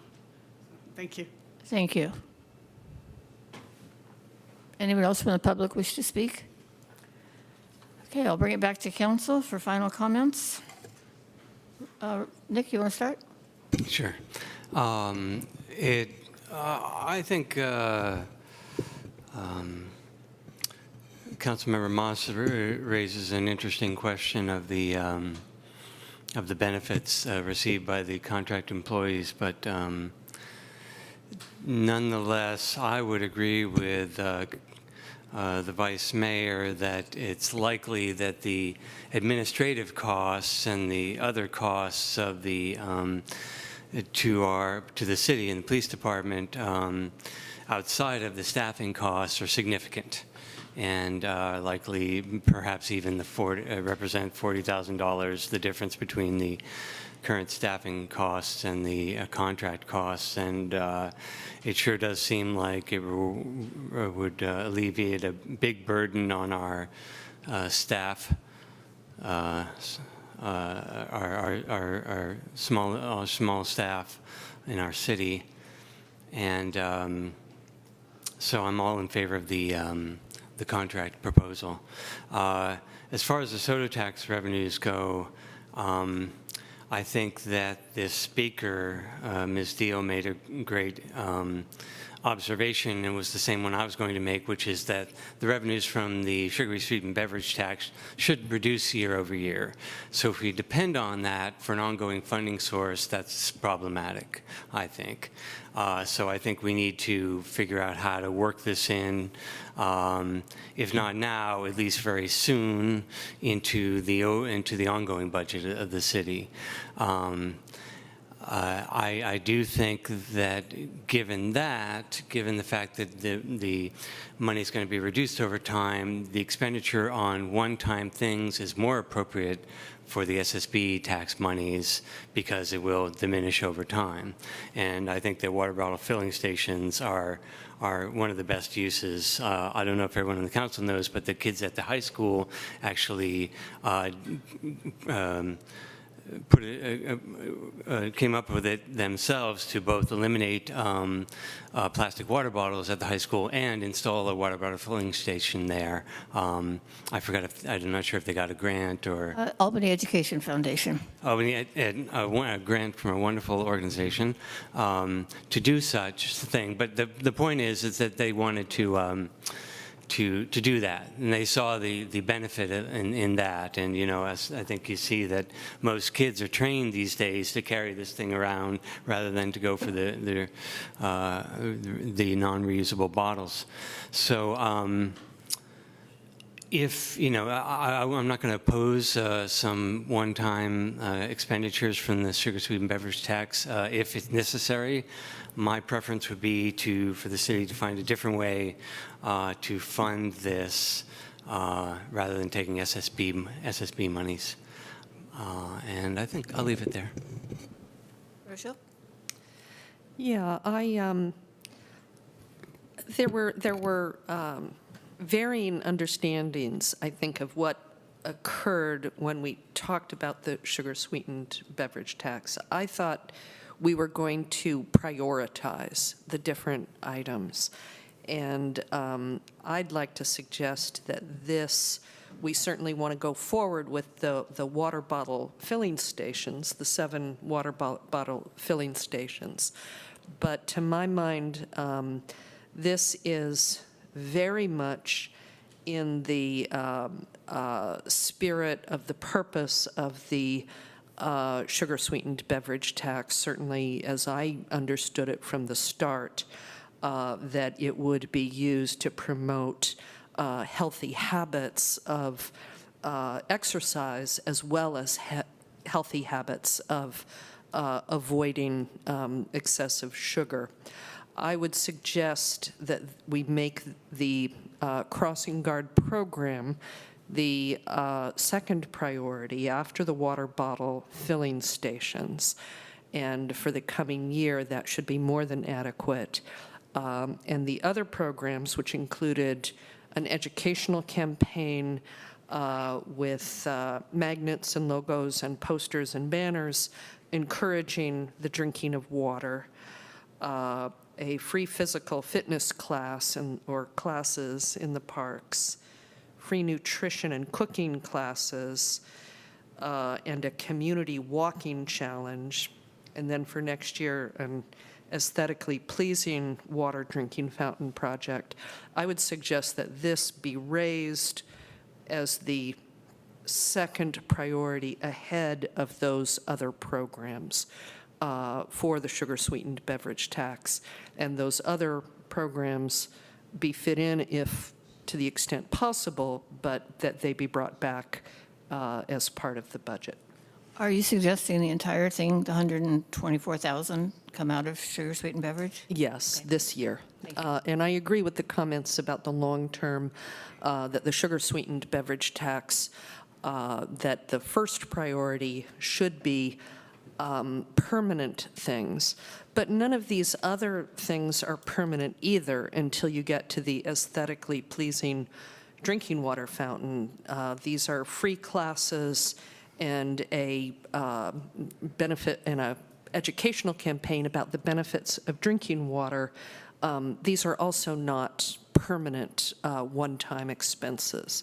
So I think that we will have to cross that bridge when we come to it. But for the coming year, I would suggest the entire amount come from the sugar-sweetened beverage tax. Michael? Well, I guess for me, this is good news and bad news. I think the police chief has done a good job outlining the administrative advantages of moving to this contractor. And I'll vote for this because I think it's important to do that. The discussion about sugar-sweetened beverage taxes, I frankly think it's cynical. I don't think this is what the voters thought they were voting for. I don't need to belabor this point.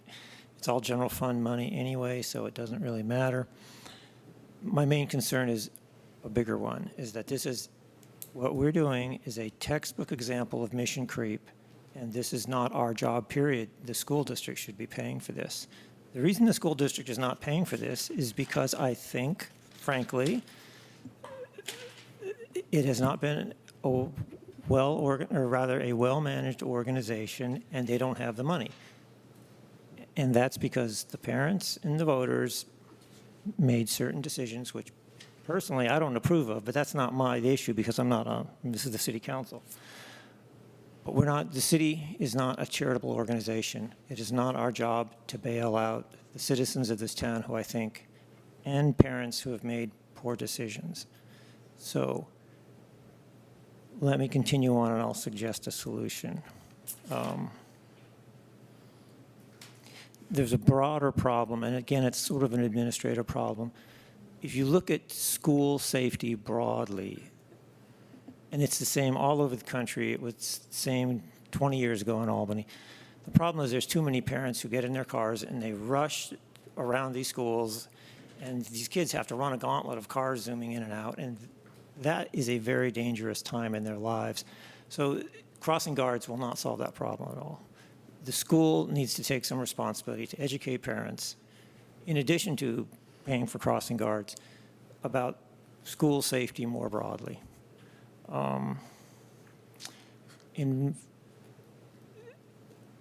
If you look at our capital improvement plans, we have lots and lots of safety-enhancing projects which we do not have the money to fund. For example, for years, people have come to us and said, the intersection of Curtis and Solano is really dark at night and it's very dangerous.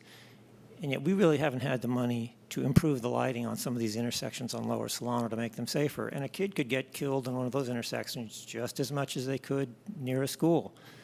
That's really on us, to improve the lighting on Lower Solano. Yet we don't have the money for that, but we're going to shell out all this money to give it to the school district so that they can pay, so the crossing guard program continues.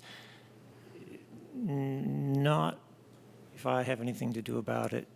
The reality is, I think we're stuck for some time funding this crossing guard program and getting it rationalized.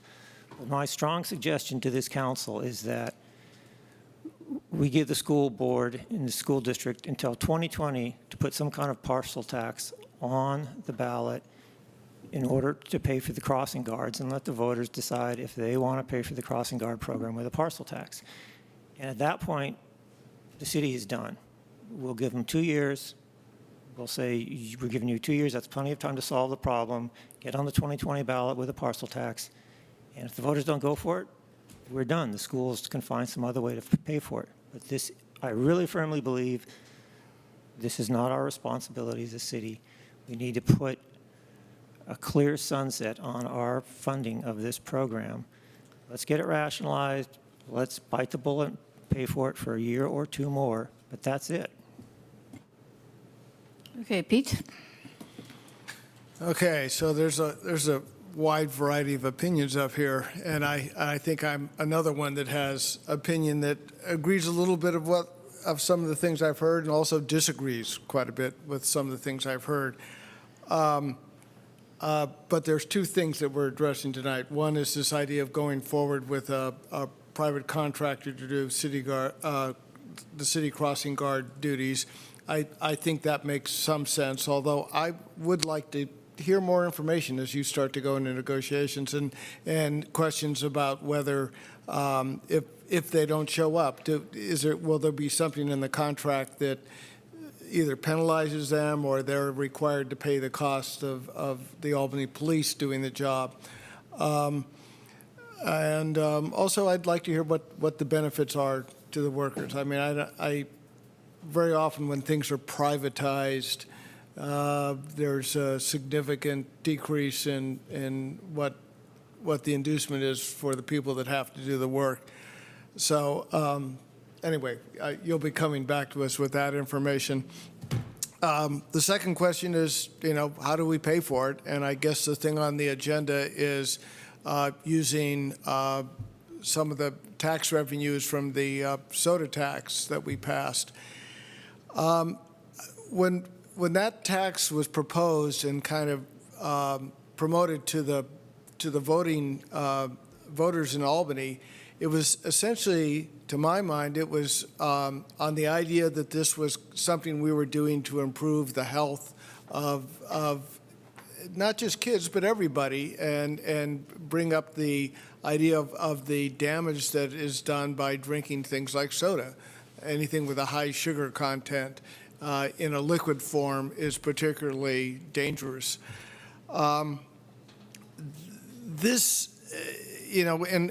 We had our one discussion of different ideas, and water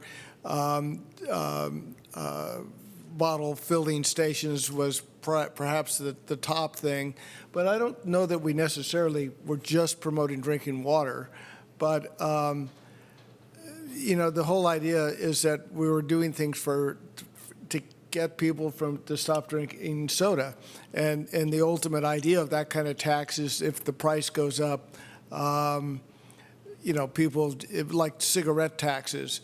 If you have to pay a lot of money for cigarettes, you're less likely to start smoking.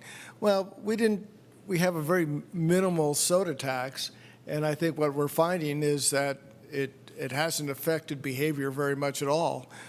People, in fact, we're making more money than the original projections were. In any case, to my mind, I still think that should be the concentration of what we do with that money, is how we address this public health issue about soda, and whatever we can do that, if it's successful, what I think Michael particularly mentioned at the last time this came up in the discussion, the goal should be getting less tax revenue over time. In other words, if people stop drinking soda, and so the tax revenue from that, from soda would start going down. So putting money into something that, to my mind, is responsibility of the city. Traffic and safety is a city, something the city pays attention to, and crossing.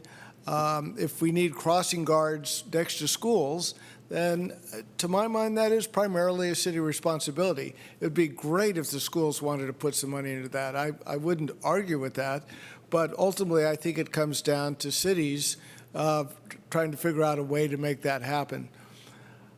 At this point, in terms of the funding issue, yes, I can see paying some amount although I'm very uncomfortable of saying we're going to pick up the bill, the whole $124,000 out of the soda tax.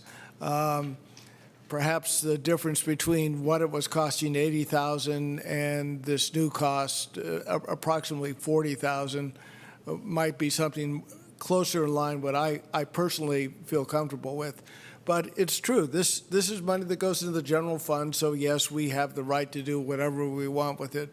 But I think it breaks some kind of pact that we had with the voters of Albany. So that's my... May I Yeah. respond? I went back and I watched all the public discussions of the soda tax and why it was going to be on the ballot and what it was going to be spent on. And I think there are a couple of points to keep in mind. One is we talked about exercise from day one. And at least to my mind, the crossing guard program is not just traffic and safety. It's also an element of a broader safe routes to school approach. Safe routes to school are all the different things that you can do to get kids walking to school. A lot of parents, we heard over and over again, a lot of parents are really reluctant to let their kids walk to school if there are not crossing guards to get them through the scrum at the schools, especially at arrival time. So there was that element that it really was, I think it really does fit very tightly into what we were discussing from the very beginning with the soda tax. The other is we got I remember very vividly getting a rather aggressive letter from a member of the school board essentially stating that this person was going to campaign against the soda tax unless we devoted funding to the school district and school district programs. Well, we said no. This is gonna be a general fund item, and but what we did is we did put the school district on the list of the organizations to be consulted and to get their input. Safe routes to school is everybody's responsibility. It's the responsibility of the city, of the state, of the federal. The federal government puts a great deal of money into it. It's a school district responsibility. It's parents' responsibility. Taking it out of the sugar-sweetened beverage tax is a match for the funding source. It's a new funding source, so it's not coming out of the existing budget of any entity. It seems like a very appropriate place. To me, it seems like a very, except for the fact that we want it to go down. At least for the short run, it seems very appropriate in light of the whole experience. Mayor, can I respond? Sure. Well, a couple of points. One is the city already does a tremendous amount vis-a-vis safe routes to school, and that's providing infrastructure. We got a parcel tax passed to clean up the sidewalks. We've done all sorts of, modifications to sidewalks and bulb outs and intersections. The school district has never offered to reimburse us for repairing sidewalks, for example. So I think there's a reasonable division of labor. The city can take care of infrastructure stuff like sidewalks and improvements in the safety of intersections, and the school district can fund crossing guards. Two, you have to consider the opportunity cost of the money we're spending on this. Yes, it's true, whatever the dollar figure is, $125,000 might encourage kids to get more exercise, but if you put that money into summer activities for kids, summer exercise programs, you'd even encourage more activity for those kids. And that would even be more consistent with, I think, what we said we would spend this money on. So, again, I'm going to vote for this. I would like to suggest an amendment that we do not fund a second year of this unless it's reauthorized, unless this council reauthorizes it at the end of one fiscal year, so that we can re-examine it in a year and see how it's working. I just don't want this to slip through the cracks. Okay. I think you're making some really good points. I think that using a sugar sweetened beverage tax for this program does meet what our goal was, which was for healthy kids and getting exercise, and I think that's what this does. I do think that we should continue working with the school district for them to consider adding this to a parcel tax. It seems like they're going to need to extend one at some point. This could be a small part of that. It would not be terribly onerous. So I'd like to continue that conversation. But I definitely think we should contract it out, and I'd be perfectly happy to pay the whole thing out of sugar sweetened beverage. If that's not really the will of the council, then I'd be happy to pay the difference. So I think we've all given our thoughts. Can we get a motion? Just one more thought. I just want to add my second to the notion that I believe the school district should be partially responsible for the crossing guards. Understandably, due to their financial condition, I think mostly brought on by the state in Prop 13, that they are not in a position to do that right now. I am hoping that they will be able to step up, though, in the future and give some funding to this project. I would like to, I don't know if we need to make it as a formal motion, but I would like to make a motion that the council re-examine this issue and does not automatically refund it for a second fiscal year without considering it. Agreed. Well, I'd like to make a motion that the... Hold on just a minute. So, Michael, was that a motion? Because That was do we need a motion? can we just add it into whatever motion she's going to make? Assuming you want to. Yeah, I do. Okay, I'm going to move that we authorize Chief McQuiston and the police department and the city manager to move forward with a negotiation towards a contract for crossing guards for the next school year, with the funding to be drawn from the sugar-sweetened beverage tax to the extent that funding is available after the funding of the first priority, which is the water bottle filling stations. And I want to include that it not be automatically considered part of the budget on an ongoing basis. This is considered a one-time decision to be reviewed over the coming year. Clarification, is your motion that it be, I guess your motion is not necessarily that the full funding would come from the sugar sweet beverage funds, because you are saying that the first priority is the... Well, it would be full funding based on what we know now, and on the basis of prioritization. The number one priority for that funding source would be the water bottle filling stations, which are thought to be about $87,000. The number two priority would be the crossing guard program.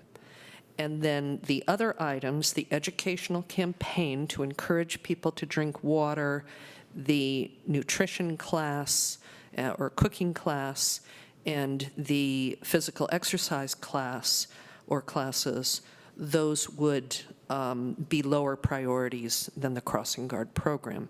Based on what we know about what we've received, that should be full funding, and there should probably be enough left to fund the rest of those programs if they are brought back as the additional priorities. I think I'm okay with that, but I think that you're also, that also needs to kind of be either part of the motion, or maybe we need to let staff kind of digest that and come back with the full text for us or something.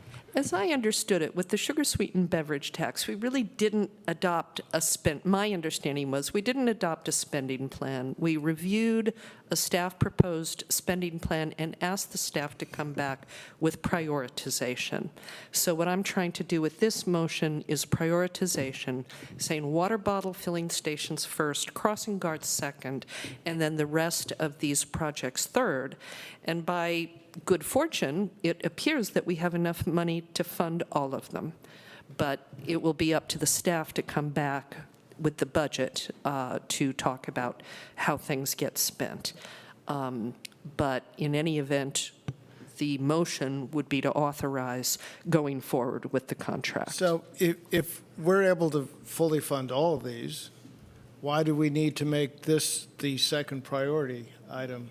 Why don't we make it the last priority item and do the things we had talked about in the previous meeting, and then put money into the crossing To guard? me, it's a policy issue. I think, to me at least, it is an expression of our will, not that we are saying this is a city responsibility, but we are saying this is an extraordinarily important part of helping kids develop healthy habits early, and we want it to be a priority. I'm going to second this just to get that out there.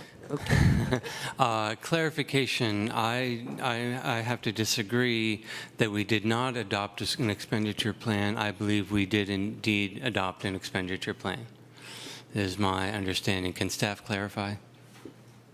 The council held a study session on the sugar-sweetened beverage tax in accordance with the adopted ordinance by the voters. The staff then returned at a meeting in February to review the priorities expressed by the council at the summation of that study session.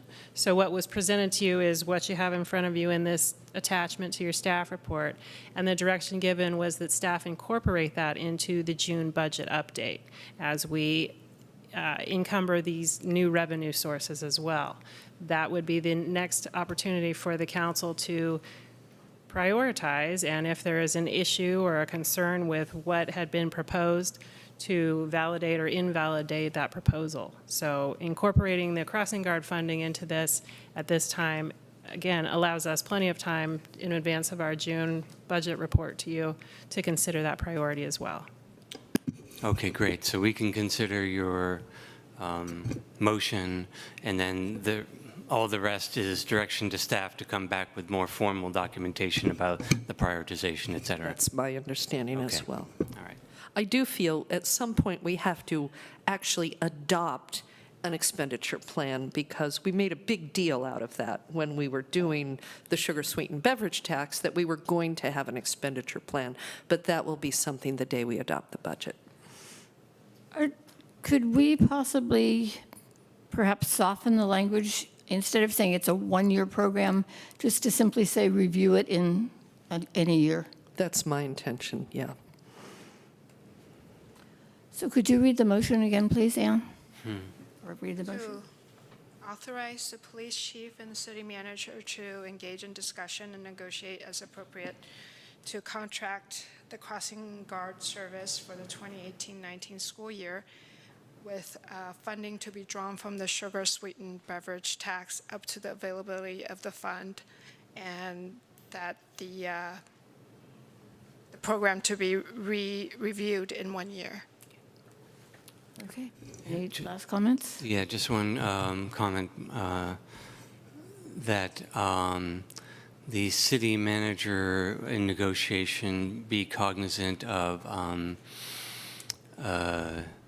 creative ways to encourage or creative ways to make it difficult for there to be absences of crossing guards. For example, penalties, we could write in penalties as a contract for not having the guards show up or something. My concern is the way it's written now is that they just won't charge us if they don't show up, but there won't be any onus on them. But that's just a direction. Let's have that be part of the direction to the staff, along with the prioritization. And what you have before you is just a cost proposal, so you would have a much more extensive document that was actually contractual in nature. Sure. Okay, thanks. So there's two things that we've put into this. One is going forward with the investigating the contract for the crossing guards, and the other is doing this, how are we going to fund it? I mean, I would actually feel more comfortable voting yes, I think we should be investigating contract. I'm still a bit uncomfortable with the idea that we're going to 100% fund this out of the soda tax because, ultimately, yes, this is our decision, but, when we've tried to make it very, reach out to a lot of the citizens who worked on this, and I think tonight we're kind of bypassing a lot of that whole process. Even the way it was written up in the staff report, all they talk about is funding a portion of the cost and not necessarily the whole thing. What I would suggest is that we have the vote, and if it doesn't pass, then we can come back and adjust it. We have a motion on the floor. But I can respond, though, to what Pete is saying. I would agree with you that we would have a concern about needing to go back to the public if we were dropping anything off of the list that came out of the public process.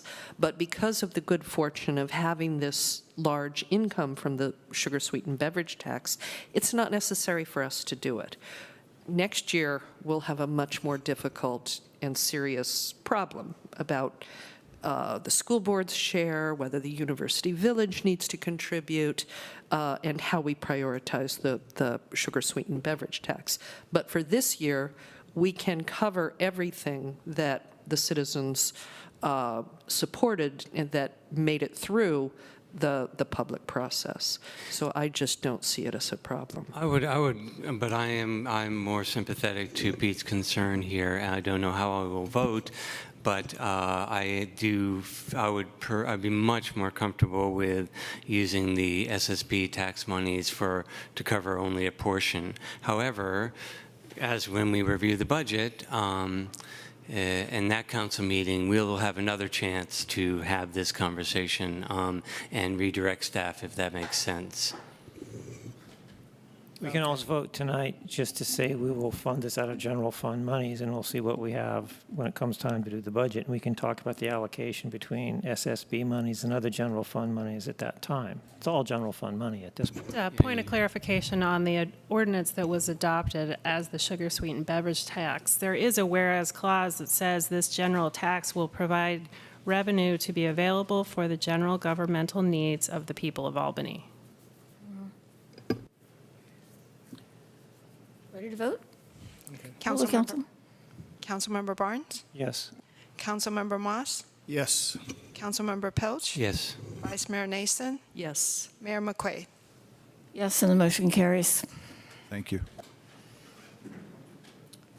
Okay.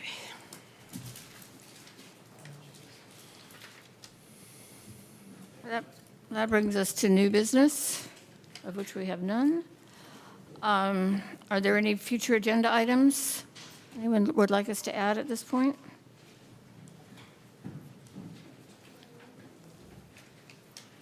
Okay, the next city council meeting will be on Monday, June 18th. And as we adjourn tonight, we are adjourning in memory of two people tonight. We're adjourning in memory of former Albany Police Chief Ed Tubbs' wife, Catherine, and also the mother of former city clerk Jackie Buchholz, both of whom recently passed away. So it's Catherine Tubbs and Jackie's mother. So let's take a moment to remember them.